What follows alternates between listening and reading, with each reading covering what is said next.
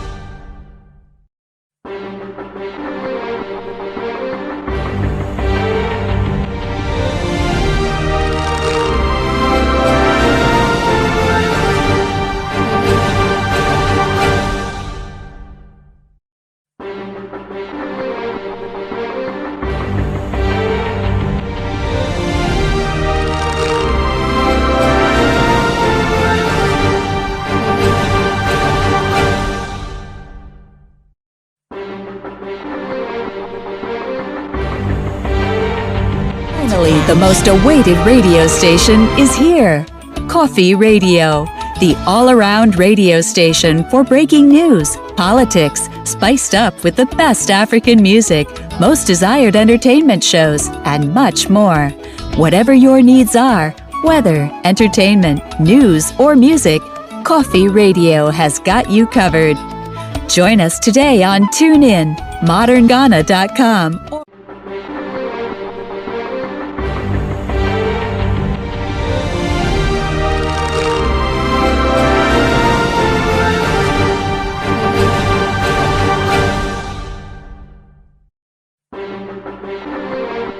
over. Finally, the most awaited radio station is here.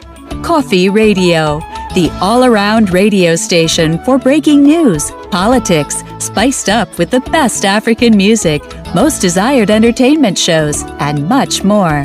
Whatever your needs are, weather, entertainment, news, or music, KOFI Radio has got you covered. Join us today on TuneIn, modernghana.com.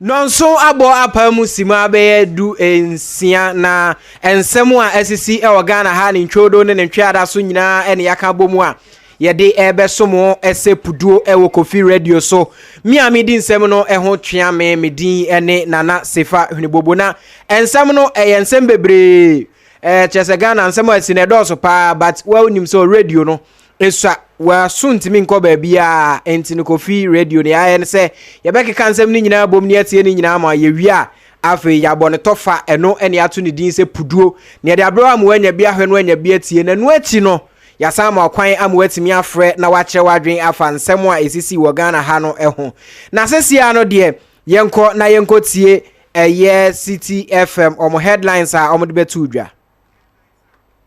It affects only students. And the 30 years I was affected. They will also go and be escorted every morning to write their exams. Chaos at the Tumu Senior High School in the Upper West region. School shut down after rampaging students vandalized school property following the seizure of their mobile phones by their teachers. Also, in search of peace, Defense Minister leads high-powered delegation to Chereponi to have a first-hand assessment of the Kokomba conflict there. We have an eye on the ground and we will be bringing you an eyewitness account of what the proceedings have been in that meeting. And also, crime increased by over 100% in the first quarter of 2019 over 2018 figures, according to a public safety think tank. Alarming or not, we will bring you further insights. Stay with 97.3 City FM for this and other stories on Eyewitness News. And in business, well, Pius Emihe Eduku will join us in the next 50 minutes for more in the world of business. Eyewitness News is live on 97.3 City. KOFI Radio, the all-around radio station. We headlines are City FM ede ebetu dwa sanso na Emrana City for ede bi to dwa no na yeti other stations are Adom FM omonso headlines eni ede kwakomo entetentem Na asamwajan Ghana kanesa hine ya no wada Black Stars ano. Ya jini tu misa ne Black Star Captain Bind. Every ne samdi ama dede ayu na Ghana force akwasi apia. Ya di hu ya papa. Wait, nisha him. Ene nakasebo kura lawyer Morris ampa hwapam jene ode ne ho agim wase senke eyo no ni Stone Boy anasa Shatawale padia ene enko besi Charter House adintra na yese efunu bi tinisio agi hankini first hour was so and the crops wept yebedi hu komo na ema fistula ati womono anase ebi ewom hono e de atodwa e kira baisa na dama enka na ya hwe no woma ne nye kwa sebe ya omso betimi atrase e di ntrase KOFI Radio anya na tumu senior high school abetodwa se enkwada e wo honom asese sukuu ne nyoma sa chechefo agi mobile phone afiri wo nsam de akwaba ya aposifo pie ya na nkwada ne bia tonwuram ebi so anya kokoduro hia aposifo ne di mu nsam oba mami bi kokotako watwe bread e de twa akwara bi adi mfie du mienu na funu se show asa bro kwa tokure da ho no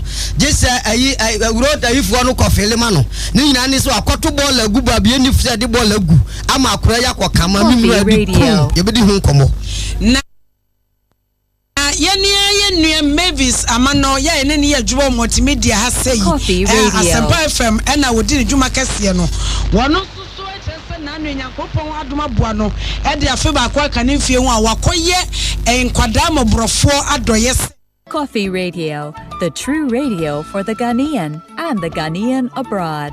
Way Adom 106.3 FM4 headlines na yenkotie senia Peace FM4 so no omoye omode no. Ye ko afran place importer mo so a enkron kuma bi a wo ho no mo a yesi chips compound bi e wo ho no wo mo kire se enyina mo enkanea abo mo se ne sen abo anwansan enti aban twene ne emehwe wo National Democratic Congress NDC amonyekuo no e boaboa wo ho wo kina wo mo to aban e wo mantam sia na no yetiye no adisia wo tio bodom wo mo boaboa mo ho na wo mo man hene a wo to na nanom e wo sia do no wo mo de na wo tweda na so tensia asori e wo no enyasem ketwa ensempi kan we num ho ene de sum sekase bono nsiem KOFI Radio, the all-around radio station. Wey ensembia aka ena editie ne di se wo hwe no ebi ena mede ebetu manim no hwere ba ko edi anim wi a mafre amwatimi anya kwan no abekan ho no watie ensem ekoso e Ghana ha na afi wakyere wadwen e wo ho midin ene nana sefa hwenibobo na ye ensem na se ana ye ko atifide mantamu eho ena ensem a efri ho ebeka yensa etrese asuafo a omko school e wo tumu senior high school enne ensem a omo eda na di e wo school mu ho de e asefem pa ni nyina ene sen atrechefo kiremu a Ghana Education Service emramu no SHS ni anase senior high ni uni ho kwan se wo se odi mobile phone eba school na wa be miamia kavrika jo abra teacher ni etra de enu achi nso no edu anwumra wakote baabi na free night call o boy mo twetwe nkomo eno sa na tia GS mra enu nti no omde esono atoso a wo ye school ni no untimi mfa mobile phone emma school age se wadru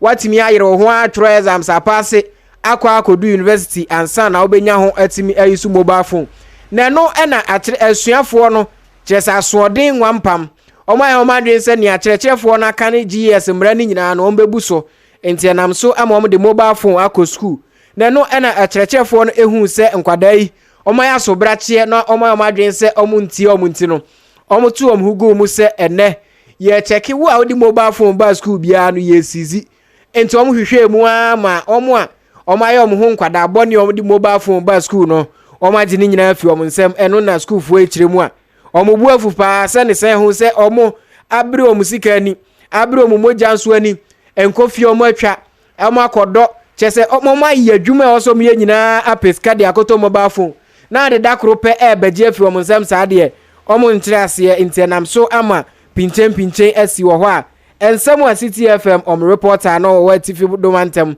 ode eto omanim eni. Senior high school in the Upper West region has been shut down indefinitely following student riots last night. Police have also picked up some 23 students over the disturbances. The students demonstrated and destroyed properties belonging to the school. They are also alleged to have cut power supply to the school and ransacked the bungalows of some teachers. Their action was in the protest of the seizure of their mobile phones by school authorities. Here, well, let me just cut you in there and then take this interview quickly with our regional KOFI Radio. Salam and good evening to all our listeners. Yes, what exactly has been happening? We heard late last night that the students went on a rampage, destroyed school property, and now the school has been shut down? Yes, Salam, I can confirm that the Kumu Senior High Technical School in the Upper West region has been shut down. As you rightly put it, yesterday at about 11:30, some 3 students of the school, numbering over 100, went on rampage, apparently in protest against what he said was a decision by some staff of the school to collect or confiscate their mobile phones.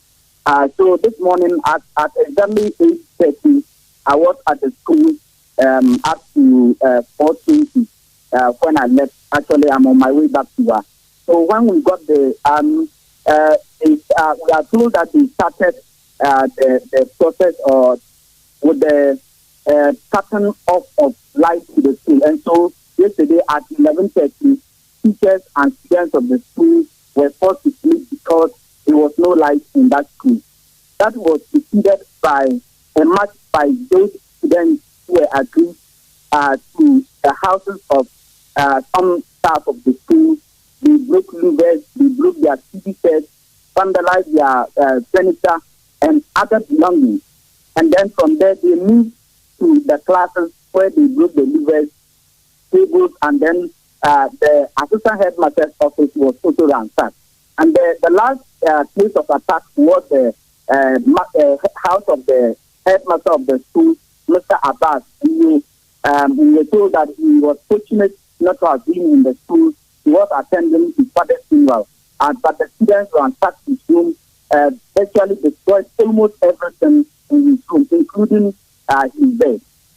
So this morning, the situation attracted the attention of the Ghana Education Service, a high-powered delegation led by the Upper West Regional Director of Education in the person of Mr. Ivan Seba, visited the school around 11:30. So when they came, immediately there was a meeting with the cross-section of the teachers, and later they met the headmaster and the Society Municipal Council. So they came out after the meeting at about 1:30, and a gathering was organized.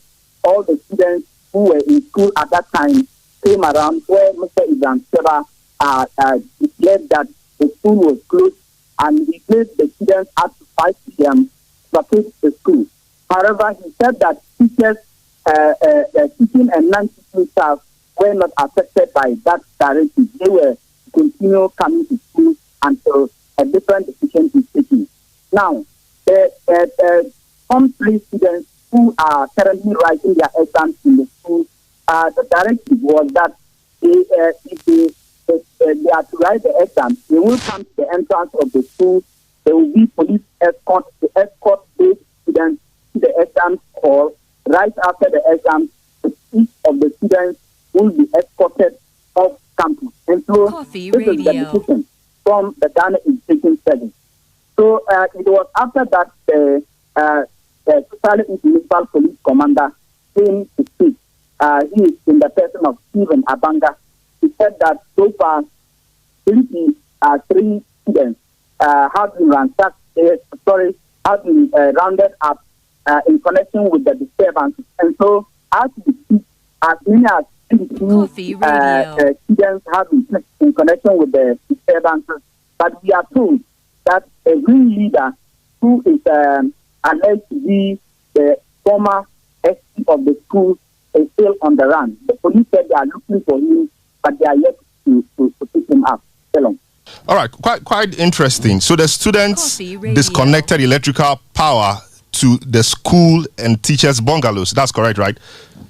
Yes. And after that, they went on a rampage, destroying property.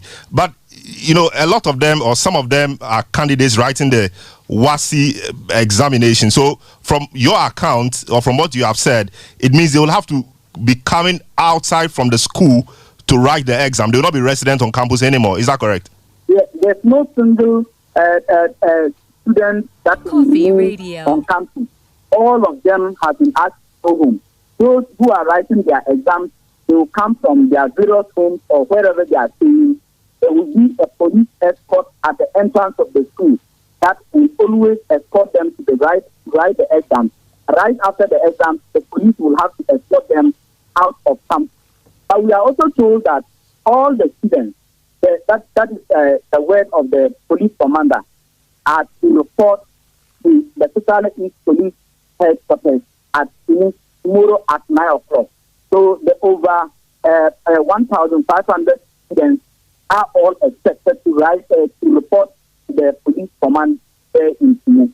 So as it is, there's heavy security presence at the school.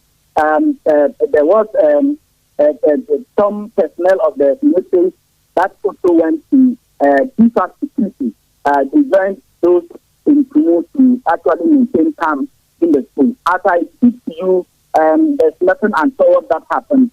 A lot of the students at the time I was leaving the campus, they seen carrying their boxes and bags out of the school. KOFI Radio. To look for their next piece of abode. And there's been no concession for students who don't live in the Tumu area, or students who are coming from very far places, maybe even outside of the region. There has been no such concession for these students. Not that at the time I left. I came with I left with the regional director, and he never gave any directive like that. He said it was a very difficult decision that the Ghana Education Service had to take. But that the directive was that they must all leave campus outright at 5 o'clock. That he gave an order that if the police or the military happen to see any student on campus after 5, they should take action against such students. KOFI Radio. So, were there any reported casualties in this whole melee? Was there any injured persons? So not that I know. Because when I went, I asked of that, and the teachers who were around said that most of the teachers they went to attack. It's like they heard about the disturbance much earlier until they left. And the headmaster, I was told, was also in his father's funeral at school. So as of now, there's no any casualty because of the disturbance. However, we are told that some of the students left. They voted last night, and they are yet to be found. They are not with their parents, and they are not also at the school. At the time I got there, nearly half of the students had entered, and they were nowhere to be found. And so the main concern here is the whereabouts of some of those students KOFI Radio. When the incident occurred. Salon. KOFI Radio, the all-around radio station for breaking news. Wey ensemo a efri Tumu Senior High Ebana eno ena Her Excellency Eba Etrena Adwin or YouTube watcher said the students think they are doing me. Chiakai. Na obinso eye Eli Rose suggest say na say SS de omanyi o me susu se nkomo betimi ayesu mobile phone eno na adwen kira ono so edeba onso betimi do adwen kira abekan ho ewo KOFI Radio YouTube ubetimi ahwe na watie enso ewo ho sanso na ohwe o Facebook ho nso no ubetimi atie no ahwe ewo ho but ye isu different systems enti so ohwe na ha wa ubetimi aswitch abaha na YouTube no bomodia na subscribe sene amre bia no ye ba live obenya bi ahwe no anya bi atie na wasansem kroya mu na chese yatie si school mu dia na yenko pie mu ewo krobo dumase eho na enra ensem bi a efiri ho eba e kire se PDS4 ekoye se omukotwa mu nkane mu ewo ho a enkrofo bi ato asom so abrom fromfram se ne se hunti omu kire se kane na omu yusu no de enti na wo se omu betwa mu na enkrofo ne kire mu a omu ho kane ebe osa eba na ya na no hyepa enra ba ku bi a ne yetie ni sei o se ono plasma TV ba ko na light na nema kakra bi no yusu oni fie omu sori a bosome na omo de 70 Ghana cedis bill abro nti ano hye na enam so ema ne buafu a PDS for eba ese omo ntia light bi omo betwam a he eba enam so kra mo nipa ba kon enam so atoa nananom ewon siedo esan sa ensemi because emra na enra ade ne koso na posifo ekopie mu ho no pinchen ema omo twen tuo kra etutu a enipa be ne oho de omaso ayese pa ba kon enam so ema owuye a ono wato nananom ewon siedo 14-year-old boy na no ena enedai ensem a ebepie mu ene se ababawa baako a wokotro ni BC a chese emra na demonstration no ekoso no no onka ho bio wonam ne ba bi ofi dwam ena ebesen akofie etu aka ne nan mienu ama meka sei wakopie mu ewo ayaresabia oje ayarehwe na asem a ya asefem sempa na Peace FM ena etie sansem ya amane boni no etrese omude no akopie mu ewo ayaresabia oje ayarehwe ensem odi to yanim enie. They say they are stable. It's a gunshot wound. I think the lady, one is a lady. Apparently, she said she went to the market and whatever was happening, she was accidentally shot or a stray bullet hit her.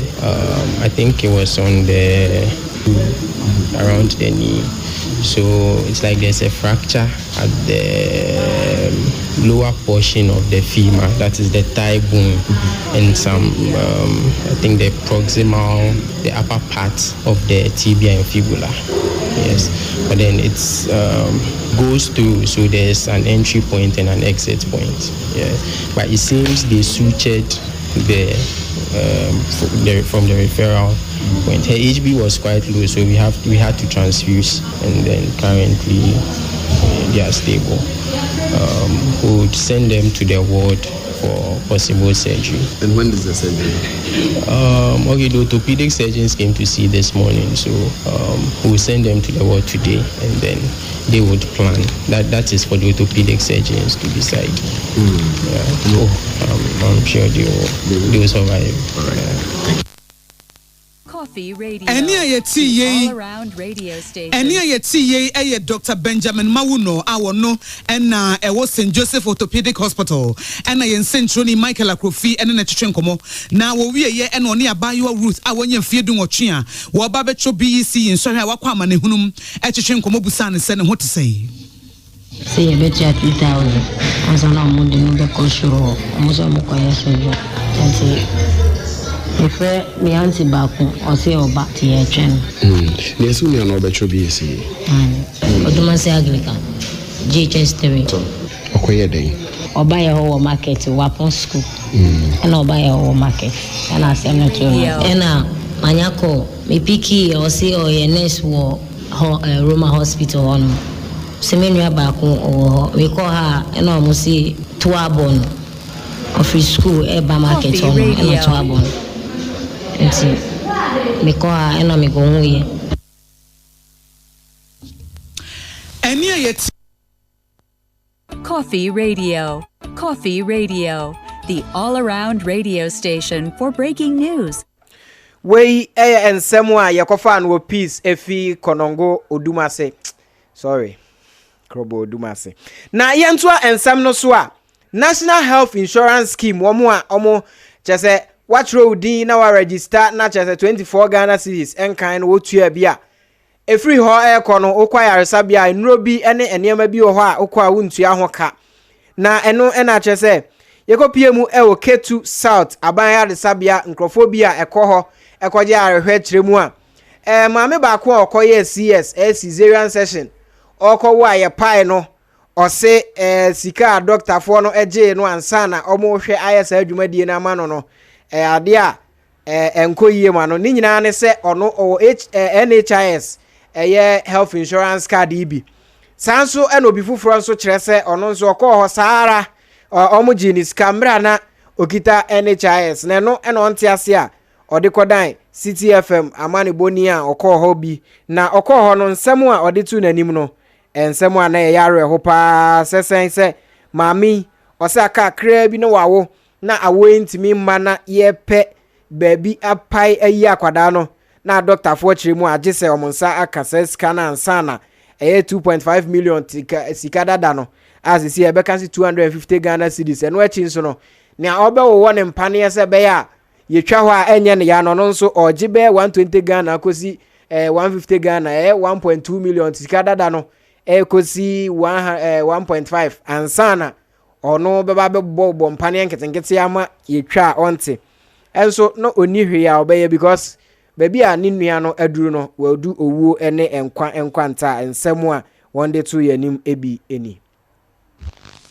3 women who delivered recently at the Keto South Municipal Hospital through cesarean sections have told Certain News that they were made to pay 200 cedis ahead of their deliveries or after. They also complained that the drugs which were supposed to be provided under the National Health Insurance Scheme were sold to them at exorbitant prices. Philomena Adiwoko, a sister to Doris Adalete, who delivered at the facility last Saturday.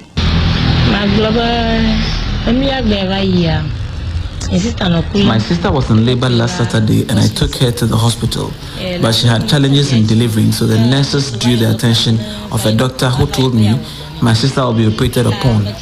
The doctor took me to a room with a nurse who had a paper that looked like a consent form in hand. The doctor told me the doctor will take 200 cedis, while the anesthetist will also take between 120 and 150 cedis, totaling 350 cedis. When I looked at my sister in labor, I thought to myself whether my sister should die because of 350 cedis. I committed to paying the money. The nurse gave me a form to sign, and then I went out in search for the money. KOFI Radio. Because of 3.5 times sister. The public relations officer of the health insurance scheme in the Keto South municipality confirmed that such reports have been brought to his attention. He, however, declined to make any further comments. The administrator, Charles Tokon, spoke to Certain News. Yeah, this report or complaint that has come, it's something new to management. We have no idea about that, so we want to assure you we will investigate into that matter, and then we'll definitely give feedback to those clients that are specifically complaining about those incidents. Yeah, so if any clients also have issues about the facility charging for services that supposedly should have been covered by health insurance, those issues should be brought to our notice, and we'll investigate into those issues, and definitely we'll give feedback to clients. So, like we said, our doors are open. Charles Tokonu also lamented the 10-month delay in payment of claims by the health insurance scheme, which makes the running of the facility a rather Herculean task, as the hospital has become indebted to its suppliers. For Certain News, my name is Benjamin Aklama, reporting from Aplau. The all-around radio station for breaking news. We sembia efi Aplau eba na we adia e wasempanifo no mo ye no mututu na mo because ahweni ya na ni obeba ho next time no na oni says kani bia na chese obehwe ne nkwa no enkwa ne ho hia chen sasika no na we ensem a chese asefem semmum na yentu aso na yetu aso a yenko YouTube ne yenko hwe comments kakra nkrofo de afi ho aba. Evelyn Asante say I'm very tired and feeling sleepy too. That's why my typing is not Evelyn pa. Ena adepa respa. Edin I know you. Or say that is wickedness. So money is important than human beings, I'm a Ghana. That's why we are all suffering like that. Ena minko Facebook unswa. Abrantia bakon edin any Yusuf Muhammad, I say, Yusuf, no. And that's why your face make you cute. Pa, where did you do your makeup? Mr. Ominye makeup or minyoba. Now glad they say we are listening to you from Hamburg. You Hamburg for more town. I tell that's a pa, and some comments are not good at all. No one is perfect. Vicentia nyako and a day and no by. And you see say at your chef no and then no more o my swancy then asem no more can asa na Jones o mo we enkwada ni bi na den ene o mo tete o mo a we asem se be minim se wo evidence bi ade ka sa wo evidence ano wa for dia brain KOFI TV ye be di ho dwuma na yentoa ensem no so a PDS eye kane a o mo twa mu e wo Odumase kroba enam so ma wo ba kokra hwere ne nkwa na ebi aprapra kogwa yaresabia na ebi nso aposifo ache omo no MP a owo important ho echemu se PDS foi munya abotre won nkrofo no so because nkrofo no mo nso ewo right se omutimi ekasa because ECG ya bills aya na omo de bro mo no twamenebo enu nti enema nkrofo no ede oyaw ene house a ekasa ye etu anamo etisa nti obesre se ebetimi a empanifo emfa ne mangugu akwam na omo agya new case no omo hwe na omo san connect omo light ne omo no ni hudwuma na omo nso a omo de omo ayo madwen so omo aso omo men enti omo wo omo ni mbrante ama omo yesa no omo nso no emra ene omo ni se ne ese na efata na yetoa ensem no so a Owura Morris Ampaw oye lawyer na Owura Morris Ampaw de obi anim se asem bia kwa aya na ebekra no na ochese Charter House adwumadi a omudi ye VGMA 2019 na enam so ma yenua Stone Boy etwintuo ema Gringo Man Satawale ono nso nibufu ya ofri ho no ochese sankrofo no mo right na right omo wonyina achi no ewom se Charter House for etu anamo se omo ntimi emma omo ensan emma dwumadi mu biem nanso Charter House for nankasa no mo so question mark eyo no pa Owura Morris Ampaw eno ye Satawale anasi Stone Boy a enka Charter House for nso de ombekọ court wasu on big time se ne sen ho se obesu wom se de enti no obesu wom no yentie nsem a Owura Morris Ampaw ekan. The decision has nothing to do with them as artists. If, for example, if Charter House is producing an event and the client wants them, we will book them and we will work with them as artists. But the decisions that have been taken are pertaining to the scheme, which is the Vodafone Ghana Music Awards. So it's not to say that we have severed all relationships with them as a company. What we are looking at actually is a punishment and a reform process. Because we are looking at the greater good of the industry and just want this punishment to serve as a warning to other practitioners. As musicians, you have a lot of influence for the youth watching you and following you, as well as other aspiring musicians. And they need to know that there are repercussions for bad behavior. KOFI Radio. Na asamu amba me Theresa ewode aka yenie.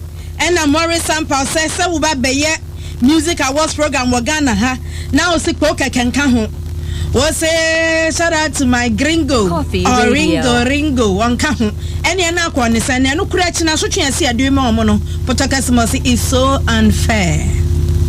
Also be contributing in it. My name because the most of the security measures to here and I'm here yes you know see some of the measures to here and as I tell sorry and do it so and the most of it I say yama breaching what is security protocol yaba abe bibi ama me to control make me and the most me for the most sense you know and what your most lapses as all your phones I know good set out the behavior as if all your control they also should be sanctioned shut up also I say you show my so say from 1 year or 2 years so organizing it na wa manso wie ye no no se o ya mampani susu o market on we radio eno no was presidential inquiry we o se mampani fa na semia de to ne na so te sa kwada mu na ye kire ne se de obeso no fomu no na sam na o me hwehwem e kosi asiesan se Charter House eni kwan so mo fomu di sa.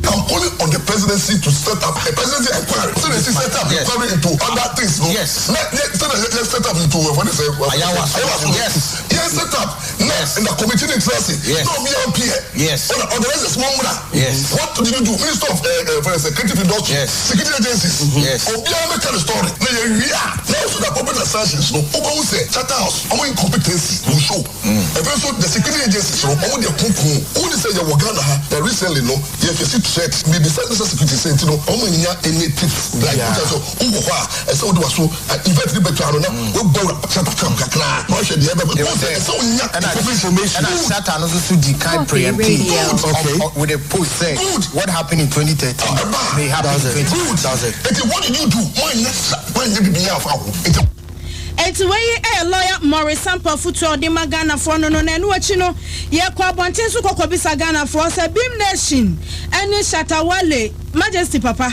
wo masema ba ye lawyer etufo say wo mo kwakwotu yi mo hu ni sen Sampanyfo no mu di sa show we ani mu de wase ye pa so twen bi eti se stone boy mo de ne de mo collect one say the next time no mo so nhihye no o mu behwe no ma ye ne ye se kwa base ye ja o mu kra de ana ye ne o ma ntwa ne ye omo panifo no de no shatter house for no ana ye say omo twa ma so ye de enfo mu tun kakra be 1 week me susu say adwumakuo na hihye ye nhihye ye no ese so omo so ye twe omo aso wo hihye yi a dwumadie bi ese wo hwe ye shop security de ahobambo eye adwumakuo no ekwanda ho so omo so say yetime etwe omo aso na ekire no bibisa ba omo ani ada ho de ahwe atoto omo ne mayi na aniema say yankopie ono Chatter at the first place tell myself because event at the first place mo say security to say that's what I'm called because when I create event no Ghana for the osusuo efa Chatter House Shatawale and afa so Stone Boy any Beam Nation no KOFI Radio, the all-around radio station. KOFI Radio, the all-around radio station. Wei nsem a efa VGM ho na yenko Kumasi anwanwasem bi asi wo ho ene se yesa atonsu ena ababa wo bi a wafri mu na weekend yomode da no abayo yi dampaso a omzi hi ena omse na hwan na owuo ya ne yasa ma wo su sa no omu twente omaso a twetwe hwehwe ayese su no every mpa no so yenko peja mpa hwe ase a obi ani ho na su na he ne yete na ave omo nko hwe efun animu a efun na nanimu ni suo wa peja ne nsa se woji handkerchief afofa na animu ni suo anwanwasem be ni na efun di obi a wawu san su sen wei Adom FM so ene etie na amane bom de baaye no yentie senia omoka no FI ombati hating no me se bia ne maame na awehwa ase ne krama wosu hating no ano omapeja sum ye no ahwehwe hating so bia kwose babia de dada ne mpa na se na wo ye hating wo mo hwehwe ye mu ho bia se abasire ku ya na wo sire wo mpa ne adada no so afi hating no na supa hwina ba yayi afi nani ase ne hwini mu ne suo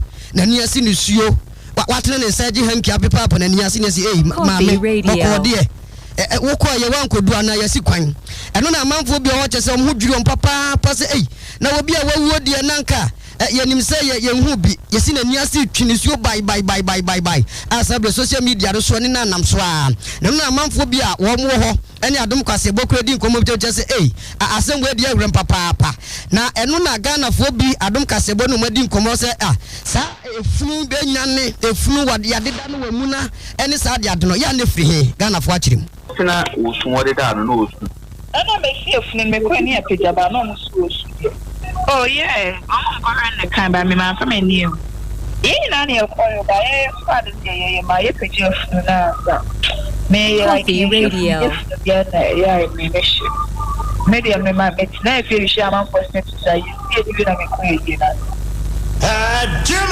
FM enti we ye obi a no we ye na si bia wono no de nani ehu de course bi Ghana fo bi so acheche dominim fa efunu ho nkeka ye efunu amu na efunu atenanim efunu bi sere ne sa de no o ma kire dominim ye bi o okwa na ya dede fu na o se osu biso ho a wa mu na pa le chese bibi wo ne a osu no timi hu se owo na ye ne ja ne biso ne wa je bibi wa kire a na ne na so tisia dipa we na wa dida no ne osu a me de me hu bi da menin am 81 years me hu bi da na me nti bi fi da ne nipa we na onyi na hye fridge na we yi no aba na aja ti ne onyi awadida no a no feti pa dia on me hu feti no feti pa fufu we no on do ni time o accident ne okowi no ye young man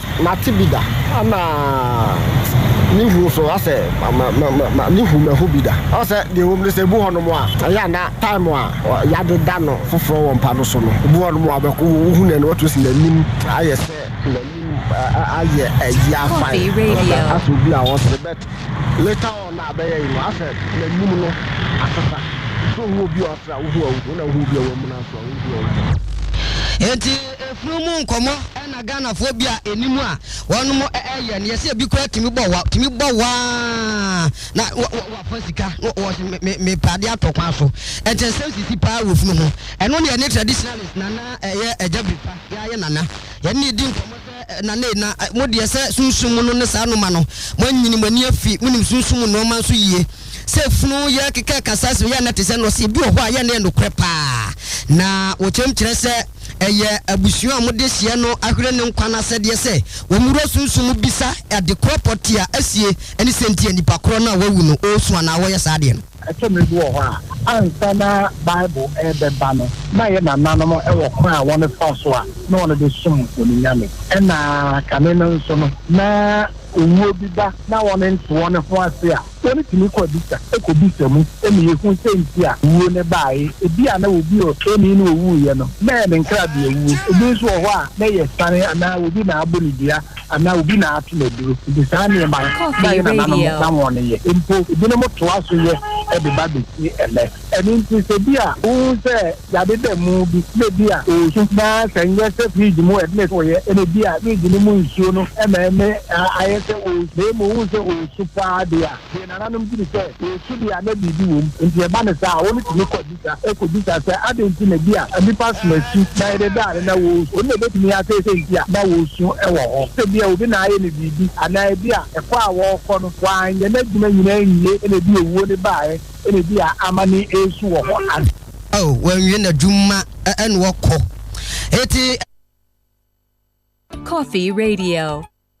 We ensem a ba na ma me ba ko no odi da fun na wa ya adwuma ya che mu se ho we sansem a ya metekura na emesre mi amade da fun be mfie ni ho nwa omo kasa na emesre because ebi ho ha fridge ni mu na okose ye no na ice block akra akose na ni ase bu onso ice block akra akose na hunim ti hu se ice block ni nane na se ensuo ni free na ni ase ni hunim enye su na osu na ice block de da no ade no fridge mu de no ko se ti bo na freezer no wa freezer anti brog ni bia ko hye na ni ase baby na oda pete mu no na ni guo nye se bi esu se wo esu a ye real o mu de mu nyi ni na mpente sa yes enye so sere le tu do ha na ne se no abete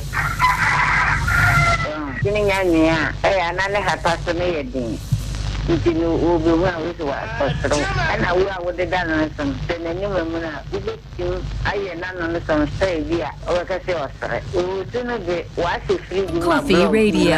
ave ba na ni asin ta tam ne bia wa de da na to ne sa ne bia blog ne nine nti wo a wo se ensi na ba wo so se bia di te ase isinda na me blog na me de a se di ni se blog ne na wo ne ni na sna eba wusu anko fo kase obi na ye ne dia obi ya kono kohoto ko fe na ohun to no aka ne ni we sa ku bi wo wa na me se na bi ko se se ne ni we ti on me won to ko na se ma na ba hanti ne ni me na se na me hu ne bia wo na so wo so Coffee Radio.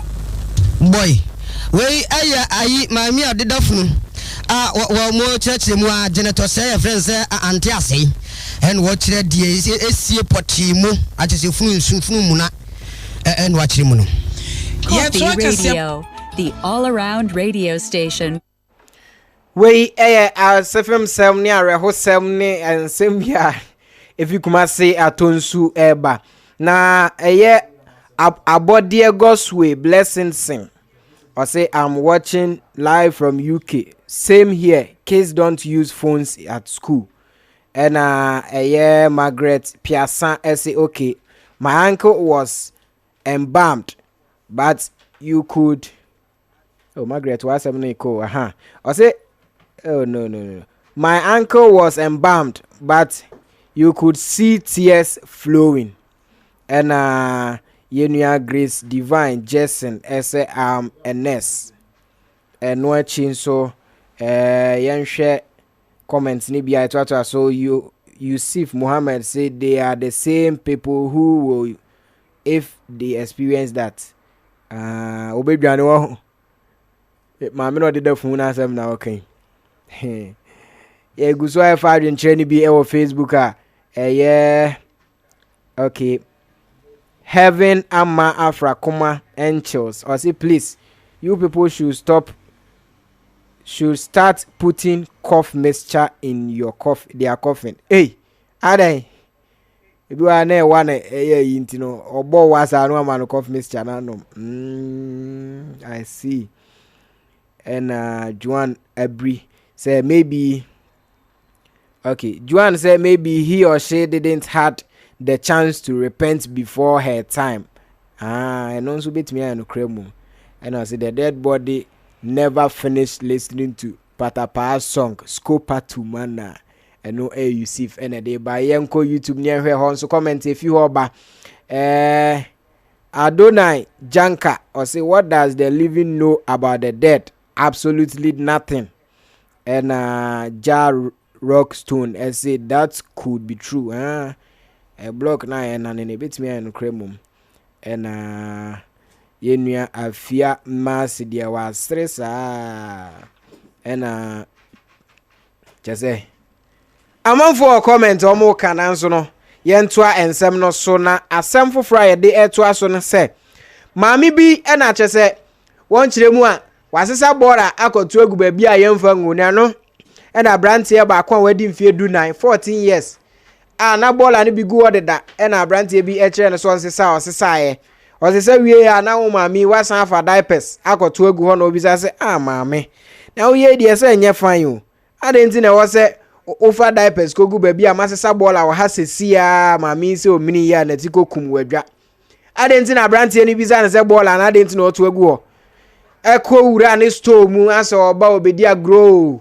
wayi blade mu no abrantie ye fono so sor wabie na fono so maka mana pie na num na amanebo a ebeka yensa a yebobi atre mu no sei ena nsem no ekotwae de ya fono ho sa kwada na koka se wo de border egu abonten na no nanam so ama abrantie bia no wo Frank Amankwa wo chirechire mu de esiye na etie ni se endra ase ewira agu ya ni mu ho na me yense small boy no ne hwibaro rabi na omo sisa no mu kotu mame na omo guso omo sisa ewira na omo sisa wie mpokla awodi no eko na gay sa chichere pampers and ewira bi a ehye storm no yi o side be good the same place na omo sisa ewira na nd 2 minutes na ehwa no side be good na small boy ne kokan so we kokan ya gay so ni mo ne den to kwa pupu na mso ma patanto ko ma patampo awie amobia kwatana ne shop boy no pampaboa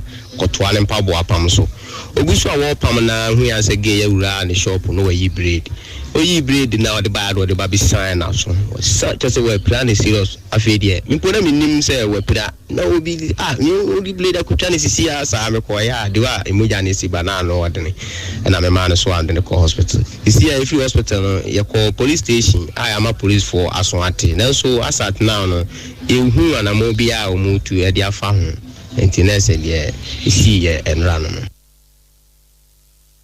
asemi awreho amanebo no ebeto yepono so eno no BMZ KOFI Radio, the all-around radio station.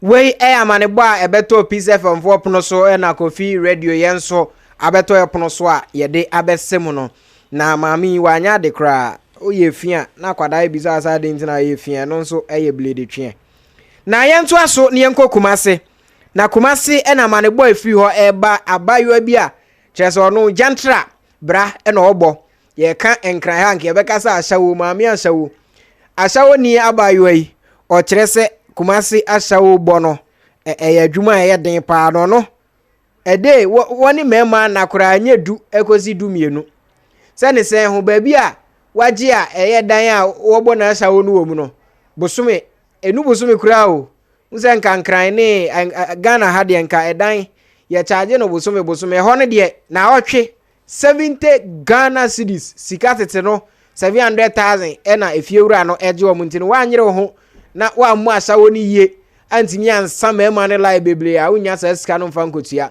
eno achi nso no ni area no akoye te se asawo fo nkwan ne ho na o sha atade na o she one way on besrew e wo se de bia o sesam na to ne ane boy di nti no wo so yire ho na wo so utimi bo adwuma na uyi usisi mu e kire mema bebre na sa watimi anya sika atimi akoto sa ne yoma ne nya sa de a wani mbegu ase papa panti no account of the Kumasi asawo girl and somebody to dwa no yentie bi Ahyia mu sɛ na wɔtwena awe ne atu afi oti ade bia sɛ wanyere ho mu adwumade a wani baba so no na tu yatu afi dan a wodamu ɛbɔ bra no ebia metimi ni mematen ebi wo pa ebro no mama dan no e week 70 Ghana nje se oye adwuma na unye sika obetimi atwa sa dan ni sians one twa e baba betu gate ni nti wo kwa ese we ni bre na opeska na obede obed ena ono muso uniska omo no obi embu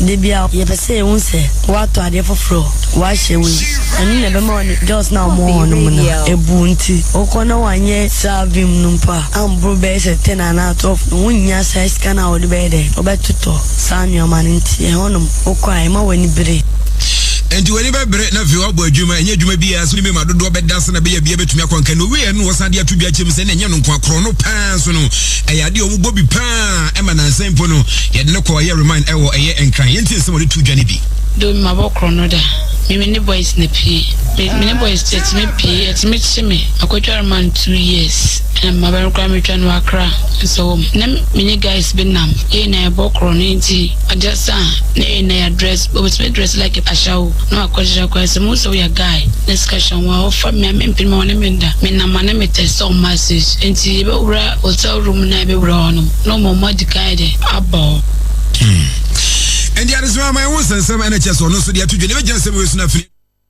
KOFI Radio, the all-around radio station for breaking news.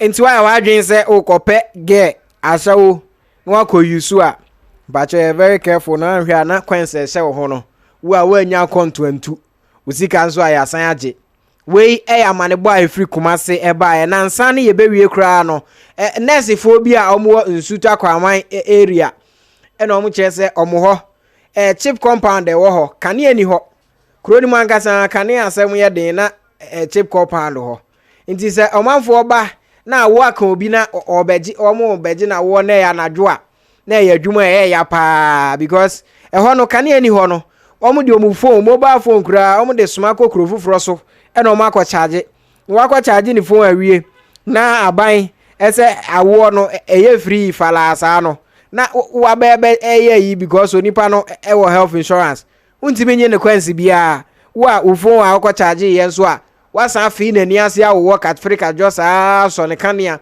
e de behwe no ahwese bi na akosu akumamu age awo kama na se nyame amfafie na mobile no se na awia no utimi de WhatsApp ye tango vibe ye na enu nti ama phone no akọ low battery dia na chese wason ye hyepa wa unya touch mfa hwe u phone no so asadum enti blind mode na chese sum ni mu a na oji awo eno omututu asempanifo se ebetimi a omomode a na omumra na omumeye kane amom because omukrom ho omaso eyese ewa woje ho pa do ni kira wono mu a enya de electricity ankasa na onyman kane na enya de se ebi okrum ho ni santi no ema mo health center ho so enya de se mo bi endi se oba fa fure so be wo a ade sa na se fo no a na fa kotikwan bi so na fa so gi na wo na de fa de na ebobu na ekwa mo ta fa so de gi mana wo na do bre no akoyese di so mo so mobile phones touch e wo mu ba elu na se ti so mo so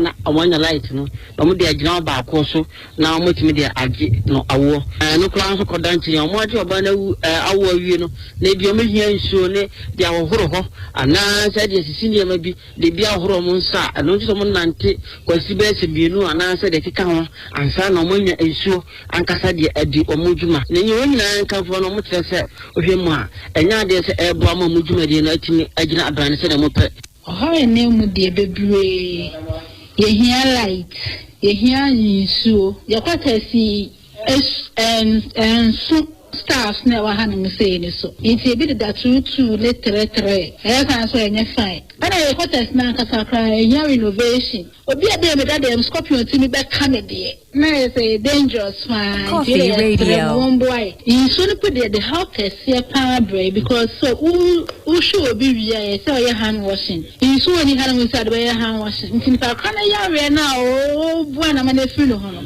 o nurse ni no sa agi afa insurance nti mi ba edwuma nto je say on nantia be say 2 miles or say e ko pensuo nti wo ba be dware ewie na be edwuma no na time ko nti insurance de hia ya pa ya sremo ana light na so sa ofunu duma ele torch impose phone so ofuru unya na kopon ya wadom na okwa adwira utimi nyo bi wo okwa adwira akwa charge ya na wo ka obi na wo sa de phone na torch agi awo embwa phone du se sie ya ni pakro no da fan mu nti ya sramo a mombra amombe hwe muntu na ni be hwe kakra why Coffee Radio, the all-around radio station. Yira Kwame Asafoje, what is Sansemen or so, Sa, how dear, ye guyanim da yenim ya way, it in Yama Guaquanso, into Omudomunya, Butoyamo, Womunya, no so travel peasants, and Yamapa, and I'm quite so eba. Yeah, I'm a common fan. We provide almost Coffee Radio. 80,000 Ghana cedis. It is currently 800 million. And the idea bills are it's more, but it's ongoing. You see, 880,000 Ghana cedis. As you go see the answer, you see a 2 borehole, a sabo contract I demand. Now, your friend, I think I've seen him somewhere. No, I mean, who didn't hear what yet. Last time a free consultant says baby you could do in Trianica. They say I'm sure a tria so Timmy insurance begin with electricity not provided Ediama and Subos for but won't say it's supposed to Yamepa June air chrono contract alone for one by the strategy and by September then the end of the year. Coffee Radio, the all-around radio station. Honorable Kwame Asafo Eji. Coffee Radio, the all-around radio station.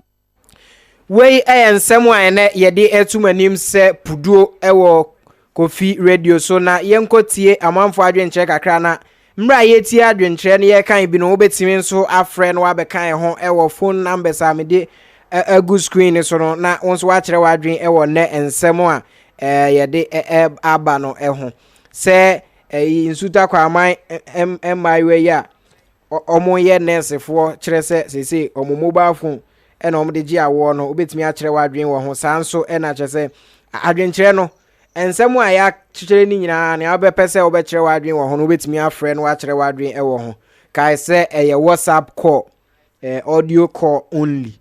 Aha, sanso ena betimi afre normal call ewo phone numbers a KOFI TV, KOFI Radio use no. Ye nya ofre for ba ko ewa homa no so ye nkofa na nsa na ya to aso. Hello. Hello. Pudu. Yes, sir. Me ba to ana walo radio no kakra ma me. Me ba che yo mate. Yo mba cho ansam no. Udi ni baby afre. Na mi tao. Oba hemenya ko mekasa fi bele wabo adwuma pa nya mi tra me tie pudu etiefo nyina we dia se le meka kakra bi dia meka kakra se police fo no ta menya ko bu case na it happen fizi na ansa na bepa ma ene nyina on so ma tutu ama obi awu eno ye kan hwasem eno so the same thing school ni a okọ ne be bia obi anya ne fi ana so onye bibia no se so makotutu ama ko kana na the Ghana police for the quad, they won't see Mojon, don't see money. In fact, I said from now, and you're fine. It is almost any year. And after the school phone plan on so or my mobile phones on the other. And then the best school phone penning phone or Mofancha or Mamma now, or Famona, Ghana everything. Say, we bet to make a crack mobile phone, Scaro. Na besa jise waje ne kura saati and the arrow to mo ma de mo onyini se o maso na edin ko mo di tufi anka e ma na sa eno de yesa o maso de edin na on se obi wona mo a mfa se obi wa akra okosku tamale obi Kumasi okosku akra I get there or say parents attending kakra. It at least so much my first options you want to the weekends there. Play to phone. But said the time when the costume the other costumes the who has to phone. But Saturday and Sunday they could be wait my allow one. Can feel say can be me. Up wow to mo fan church school phone call no more for and mom. Pudu. Yes, sir. Yes, sir. Yes, sir. Manchester. But you are being a tip. That's the KOFI Radio Pudo so and our Sungu out here. Nasa Ocean or Facebook. I have more about Hopper, Mr. Abomodia.